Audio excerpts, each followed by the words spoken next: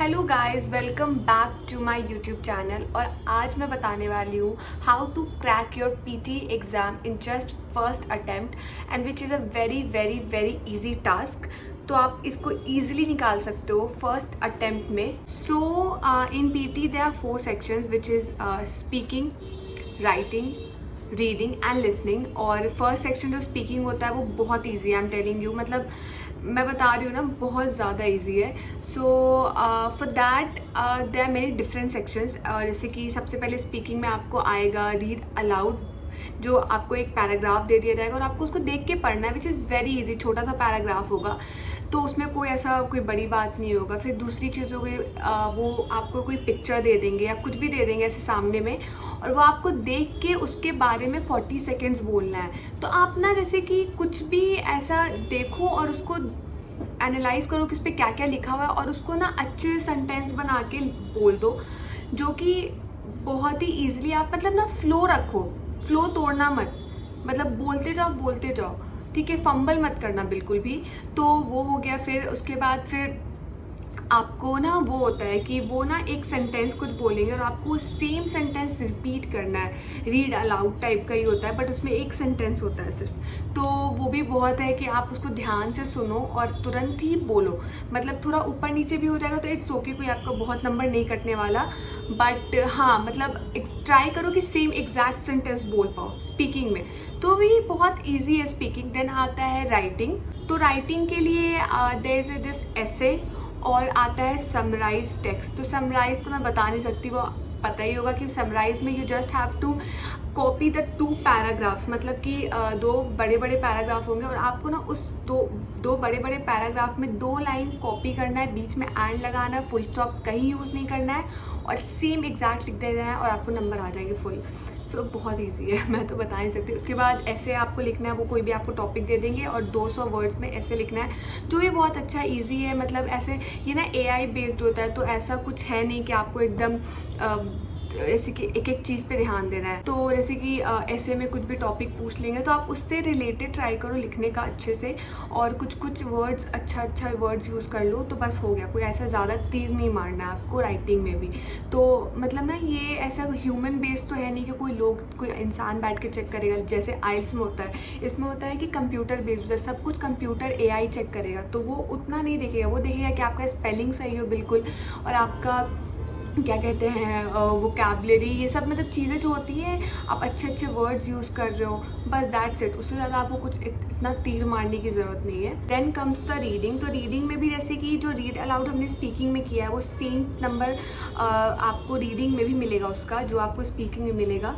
तो read aloud में जो आप करते हो वो रीडिंग का भी नंबर उसमें ऐड होता है, सिर्फ स्पीकिंग का नहीं। उसके बाद समराइज रिटन टेक्स्ट, जो आप क्या कहते हैं उसको, राइटिंग में जो आप करते हो, वो उसका नंबर रीडिंग में भी ऐड होता है। उसके बाद हाईलाइट, करेक्ट, समरी।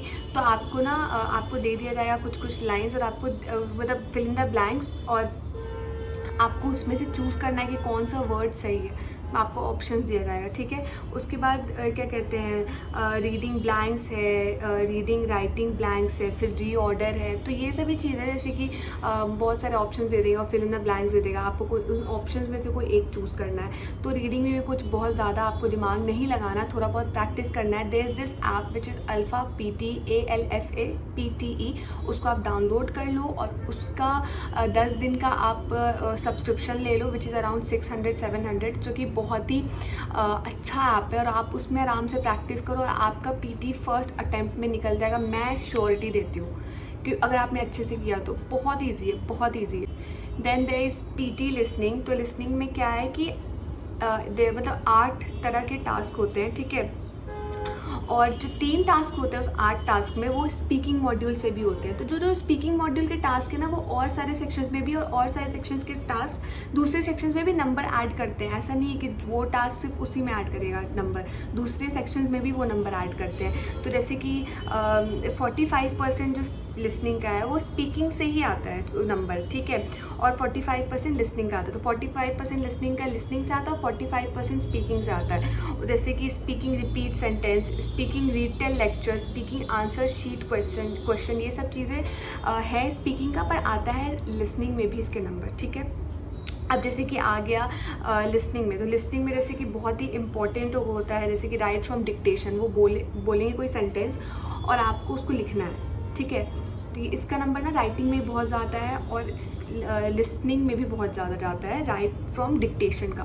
तो आप ध्यान दें कि राइट फ्रॉम डिक्टेशन आप अच्छे से प्रैक्टिस करें। उसके बाद हाईलाइट, ये हाईलाइट इनकरेक्ट वर्ड भी बहुत इंपॉर्टेंट है लिसनिंग में, कि वो बोलते जाएंगे और आपको जो वर्ड्स, आपको सेंटेंस पढ़ना और जो वर्ड आपको गलत लग रहा है कि वो उन्होंने नहीं बोला, ये यहाँ पे गलत है, उसको आपको हाईलाइट करना है, ठीक है। उसके बाद listening fill in the blanks भी होता है, जिसमें वो बोलते जाएंगे और आपको सुन के लिखना है, वो ब्लैंक भरना है। तो ईजी है, मैं बता रही हूँ ऐसा लग रहा है, बट आप एक बार अल्फ़ा पीटी डाउनलोड करो और उसका आप प्रैक्टिस करो तो आपसे हो जाएगा, कोई बहुत बड़ी बात नहीं है। So there is one more thing which is negative marking. IELTS में नेगेटिव मार्किंग नहीं है, बट पीटी में नेगेटिव मार्किंग है। तो जैसे कि इन multiple choice, multiple answer, highlight incorrect words, इसमें नेगेटिव मार्किंग है, हाईलाइट इनकरेक्ट वर्ड में, जो कि बहुत इंपॉर्टेंट है पार्ट लिसनिंग का। बट उसमें अगर आप किसी भी दूसरे वर्ड को हाईलाइट कर देते हो जो इनकरेक्ट नहीं है और जो बोला गया है ऑडियो में, तो आपको नेगेटिव नंबर मिलता है। और मल्टीपल चॉइस तो आप, मैं मतलब उसको आप, अगर आपको नहीं आ रहा तो उसको आप छोड़ दो, क्योंकि उसका ज़्यादा नंबर होल्ड करता नहीं है। और मल्टीपल आंसर है, वो भी ज़्यादा नंबर होल्ड नहीं करता। तो कुछ सेक्शन है जो बहुत इंपॉर्टेंट नहीं है और कुछ सेक्शन है जो बहुत इंपॉर्टेंट है। तो आपको टाइमिंग का ध्यान देना है कि आप बिल्कुल जल्दी करो, ताकि गलती से भी आपका कोई और इंपॉर्टेंट सेक्शन मिस ना हो। जैसे कि राइट फ्रॉम डिक्टेशन, या जैसे कि लिसनिंग में होता है राइट फ्रॉम डिक्टेशन, उसमें क्या होता है कि वो बहुत ही इंपॉर्टेंट पार्ट है लिसनिंग का और राइटिंग का, और वो बिल्कुल लास्ट में आता है लिसनिंग के। तो आप जल्दी लिसनिंग करोगे तभी वो पार्ट आएगा, वरना वो पार्ट नहीं आएगा। तो आप ध्यान रहो, be calculative of what you are doing at that point, ठीक है। और ध्यान दो कि हाँ जल्दी करना है, टाइम नहीं लगाना। अगर आपको कोई आंसर नहीं आ रहा है, आप लिसनिंग कर रहे हो, कुछ छूट गया है तो उसको छोड़ दो, उसमें लटके रहोगे तो कुछ और छूट जाएगा, जो कि ज़्यादा इंपॉर्टेंट होगा। स्पीकिंग में रिटेल लेक्चर होता है कि आपको वो कोई ऑडियो सुनाएंगे और आपको 40 सेकेंड्स तक वो ऑडियो सुनने के बाद आपको बोलना है उसी ऑडियो के बारे में कि उन्होंने क्या बोला है। तो आप क्या करोगे कि फट से लिखोगे। आपको एक बोर्ड मिलता है, एक पेन मिलता है, तो आपको फट से लिखना है कि उन्होंने क्या बोला है ऑडियो में, रिटेल लेक्चर में, और फिर उसी को रिपीट करना है एग्जैक्ट। मतलब आप ट्राई करना कि बहुत सारे टेम्पलेट्स होते हैं, अगर आपको ऐसे कन्फ्यूजन हो रहा है तो टेम्पलेट्स मैं शेयर कर दूंगी नेक्स्ट वीडियो में। तो आप टेम्पलेट्स यूज़ कर सकते हो। जैसे कि रिटेल लेक्चर में कुछ उन्होंने शुरू किया कोई लेक्चर और 1 मिनट का कोई लेक्चर, तो आप ऐसे शुरू करो, द लेक्चर वॉज अबाउट, किस चीज़ के बारे में था। उसके बाद द स्पीकर, जैसे कि ऐसा आप ऐसे लिख सकते हो, पहला कि in the beginning the speaker mentioned about this, उसके बाद सेकेंडली दिस, फिर दिस एंड कंक्लूजन दिस। तो ऐसे करके आप रिटेल लेक्चर में बोल सकते हो। और रिटेल लेक्चर लिसनिंग में लिखने भी आता है। जैसे कि रिटेल तो नहीं होता है वो क्या होता है, दैट इज़, जैसे कि स्पीकिंग रिटेल लेक्चर, वो भी रिटेल लेक्चर होता है। उसमें होता है कि वो बोलेंगे, ऑडियो होगा और आपको लिखना है, बोलना नहीं है। तो स्पीकिंग में बोलना होता है रिटेल लेक्चर में, और लिसनिंग में लिखना होता है, ठीक है। और आई थिंक रिटेल लेक्चर का भी राइटिंग में कुछ नंबर जाते हैं। सो या मतलब ऐसे है ना कि कोई भी ऐसे मिक्स है कि आप ऐसा नहीं कि इस सेक्शन का नंबर इसी सेक्शन में आएगा, इस सेक्शन का नंबर जो आपने, इस सेक्शन का जो आपने किया है वो दूसरे सेक्शंस में भी ऐड होते हैं नंबर, वो सेम। तो ये चीज़ है पीटी में। सो